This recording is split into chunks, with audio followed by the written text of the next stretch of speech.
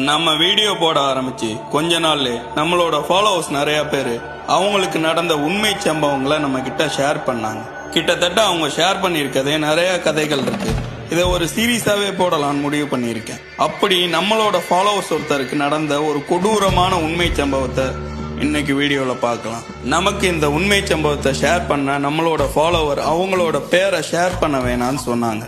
அதனால இந்த இடத்துல டம்மி நேமா மாளவிகான்னு வச்சுக்கலாம். மாளவிகா இவங்க ஹவுஸ் ஒய்ஃப். இவங்களோட ஹஸ்பண்ட் 2 பசங்க. இவங்க ஒரு மிடில் கிளாஸ், ஸோ ஒரு சின்ன வீட்டில் குடியிருக்காங்க. அவங்க பினான்சியலா அப்கிரேடும் ஆகுறாங்க. அதே சேம் டைம் சில பல வசதிகளுக்காக அதே ஊர்ல இருக்கக்கூடிய ஒரு அப்பார்ட்மெண்ட்டுக்கு குடி போறாங்க. அந்த அப்பார்ட்மெண்ட்ல மேல 3 வீடு, கீழே 3 வீடு. அந்த வீடுகள் எப்படி இருக்கும்னா ஒரே லைன்ல இருக்குமா.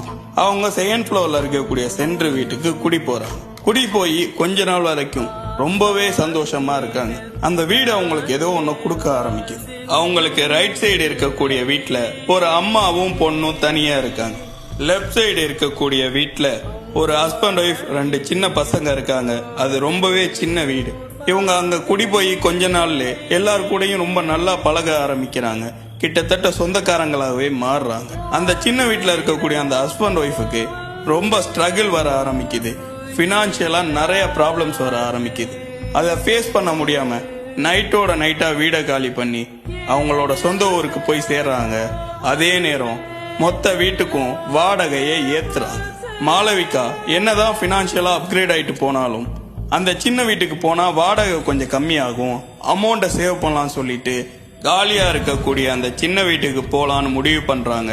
அவங்க அப்ப எடுத்த அந்த ஒரு முடிவு அவங்க வாழ்க்கையவே மாத்த போகுதுன்னு அவங்களுக்கு சத்தியமா தெரியாது. அந்த சின்ன வீட்டுக்கு போனதுக்கு அப்புறம் கொஞ்ச நாள் வரைக்கும் அவங்க வாழ்க்கையில எந்த ஒரு மாற்றமும் கிடையாது. கொஞ்ச நாள் வரைக்கும் மட்டும்தான். உண்மையான கதையே இப்பதான் ஆரம்பிக்குது. சரியா 1 வாரம் கழிச்சு அவங்களோட கண்ணுக்கு ஒரு பெண் உருவம் தெரிய ஆரம்பிக்குது. அந்த உருவம் நிறைய இடத்துல அவங்க கண்ணுக்கு தெரியுது. மாளவிகா வீட்டிலே இருக்கக்கூடிய ஹவுஸ் ஒய்ஃப்னால அவங்களுக்கு இருக்கக்கூடிய அந்த ஸ்ட்ரெஸ்னால தெரியக்கூடிய இல்யூஷன் அப்படின்னு நினைச்சு கடந்து போறாங்க. இப்பதான் அவங்களுக்கு ஒரு விஷயமே தெரிய வருது. அந்த ஒரு விஷயம் அவங்கள உறைஞ்சு போக வைக்குது. அவங்க இருக்கக்கூடிய அந்த செகண்ட் ஃப்ளோர்ல இருக்க கடைசி வீட்டுல ஒரு அம்மாவும் பொண்ணு மட்டும் தனியா இருக்காங்க. அந்த பொண்ணு காலேஜ் படிச்சுக்கிட்டு இருக்கு. அந்த பொண்ணு ஒரு நாள் நைட் ஸ்டடி தனியா உட்காந்து படிச்சுக்கிட்டு இருக்கும் போது அந்த பொண்ணோட காலை பிடிச்சி ஏதோ ஒரு உருவம் தரன்னு இழுத்துட்டு வந்திருக்கு. இந்த ஒரு உண்மை சம்பவத்தை முழுசா தெரிஞ்சுக்கணும்னு நினைச்சீங்கன்னா நம்மளோட யூடியூப் சேனல்ல ஃபுல் வீடியோ போட்டிருக்கேன். லிங்க் ப்ரொஃபைல்லையுமே இருக்கு, கமெண்ட்லயுமே பின் பண்றேன். வேணும்னு நினைச்சீங்கன்னா போய் பாருங்க.